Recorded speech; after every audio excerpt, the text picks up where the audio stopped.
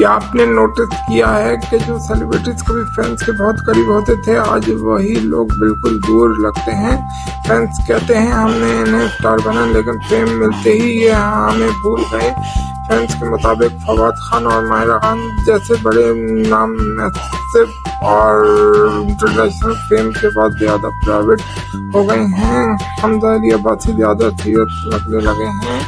फजल अली अपनी personal space ज्यादा protect करती हैं, जबकि आयदा खान और दानिश तैमूर के हवाले से कहा जाता है कि पॉपुलैरिटी के बाद फैन एंगेजमेंट कम हो गई है।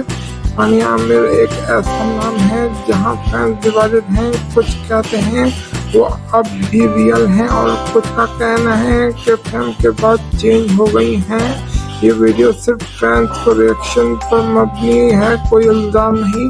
अब आप बताएं कौन सी सेलिब्रिटी शाहरात के बाद सबसे ज्यादा बदल गई? कमेंट करें और चैनल को सब्सक्राइब करें लाजमी।